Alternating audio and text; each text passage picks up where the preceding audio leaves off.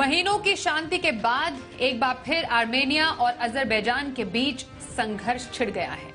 सीमा पर जारी इस लड़ाई में अभी तक दोनों देशों के लगभग 100 सैनिकों की मौत हो चुकी है। हालात ऐसे हो गए हैं कि अगर मामला और बढ़ा तो मिडिल ईस्ट के ये दोनों देश युद्ध की आग में कूद जाएंगे। इस संघर्ष के लिए अजरबैजान ने आर्मेनिया पर आरोप लगाया है।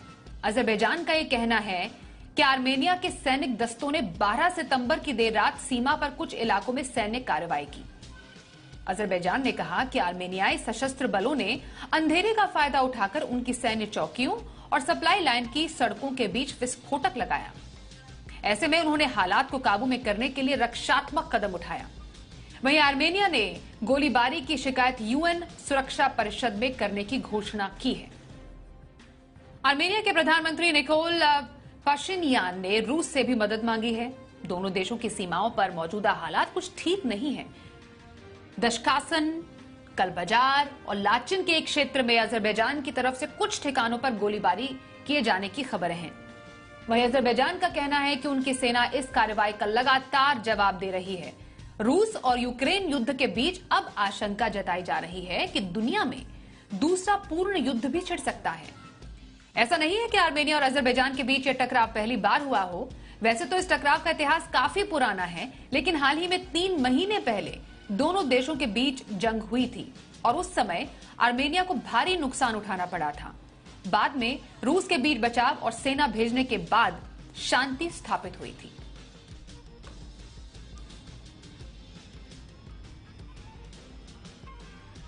तो आर्मेनिया और अजरबैजान के बीच हुआ यह संघर्ष कोई नया नहीं। इस संघर्ष का इतिहास काफी पुराना है और इस संघर्ष के केंद्र में एक विवादित क्षेत्र है। नाम है नागोर्नो काराबाख। क्या है आर्मेनिया और अजरबैजान के बीच संघर्ष की पूरी कहानी, समझते हैं इस रिपोर्ट में।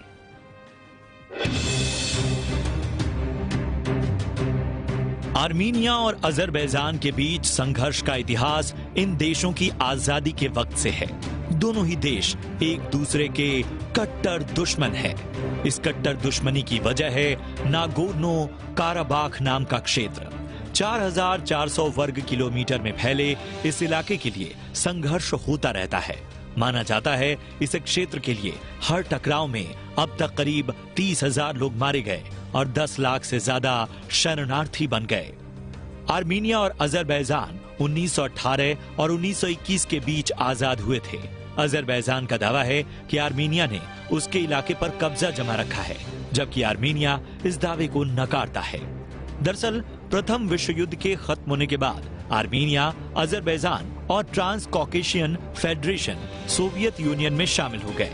इस दौरान रूसी नेता जोसेफ स्टालिन ने अजरबैजान के नागोर्नो काराबाख को आर्मेनिया को दे दिया। ये हिस्सा पारंपरिक रूप से अजरबैजान के कब्जे में था, लेकिन यहाँ रहने वाले लोग आर्मेनियाई मूल के थे। 1991 में जब सोवियत यूनियन का विघटन हुआ, तब आर्मेनिया और अजरबैजान स्वतंत्र हो गए। उस समय नागोर्नो काराबाख के लोगों ने खुद को स्वतंत्र घोषित किया और आर्मेनिया में शामिल हो गए। लेकिन ये बात अजरबैजान को पसंद नहीं आई। तब से ही दोनों देशों के बीच जंग के हालात बने। अंतर्राष्ट्रीय रूप से भी ये क्षेत्र अजरबैजान का हिस्सा माना जाता है। नागोर्नो काराबाख को अजरबैजान अपना हिस्सा मानता है, तो वहीं आर्मेनिया ने 1991 में ही इसे स्वतंत्र गणराज्य का दर्जा दे दिया। इसे एनकेआर के नाम से भी बुलाया जाता है। हालांकि दुनिया में इसे देश के तौर पर मान्यता नहीं है। आर्मेनिया खुद को एनकेआर की सुरक्षा का गारंटर कहता है। यही वजह है कि एनकेआर का बजट भी आर्मेनिया से जुड़ा है और सेना भी। एनकेआर में नियमित तौर पर चुनाव होते हैं, लेकिन इसके नतीजों को कोई भी मान्यता नहीं देता।